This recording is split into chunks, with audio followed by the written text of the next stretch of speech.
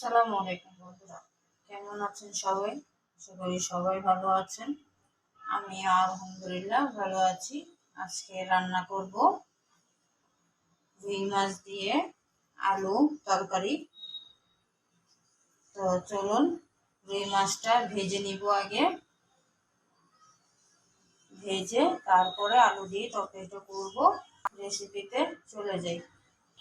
এখানে মাছ ভাজার জন্য দিয়ে দিব আদা রসুন পেস্ট, হলুদ গুঁড়া, মরিচ গুঁড়া, ধনে গুঁড়া, এখন দিয়ে দিব স্বাদ মতো লবণ। এখন আমি ভালো করে হাত দিয়ে মাখিয়ে নিব। মশলা মাখানো শেষ, ভাজা বসিয়ে দিব। আমি এখানে প্যানে তেল দিয়ে দিয়েছি, তেলটা গরম হয়ে গেছে। এখন আমি একে একে মাছগুলো ছেড়ে দিব।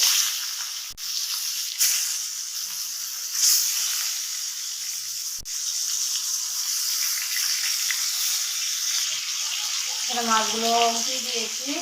মাছ ভাজা হয়ে গেলে আমি নামিয়ে নিব। এই যে মাছ ভাজা হয়ে গেছে, এখন আমি তরকারিটা বসিয়ে দিব। আমি এখানে গরম তেলে পেঁয়াজ দিয়ে দিয়েছি। পেঁয়াজগুলি বাদামি কালার হয়ে আসলে আমি সব মশলাগুলি দিয়ে দিব। পেঁয়াজটা লাল হয়ে আসছে, এখন আমি দিয়ে দিব আদা রসুন পেস্ট। তার মধ্যে দিয়ে দিব পানি, দিব হলুদ গুঁড়া, মরিচ গুঁড়া, জিরার গুঁড়া, ধনিয়া গুঁড়া, স্বাদ মতো লবণ, নাড়া দিয়ে দিব। এখন আমি মশলাগুলোকে কষিয়ে নিব। এখন আলু দিয়ে কষিয়ে আমি ফ্রোজেন করা টমেটো দিয়ে কষিয়ে নিব। আবার টমেটোটা দিয়ে কষিয়ে নিয়েছি। এখন আমি দিয়ে দিব মাছগুলো।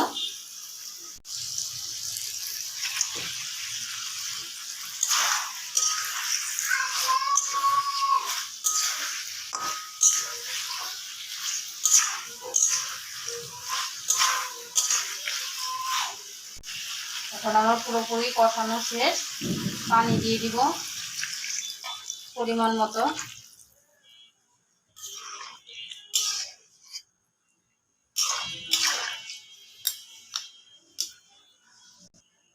ঝোলটা একটু শুকিয়ে আসলে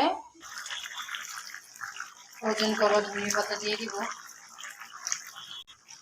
ঝোলটা একটু শুকিয়ে আসলে আমি নামিয়ে পরিবেশন করব। হয়ে গেল রুই মাছ আলু দিয়ে তরকারি।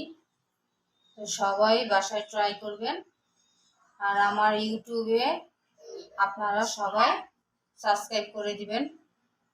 আল্লাহ হাফেজ।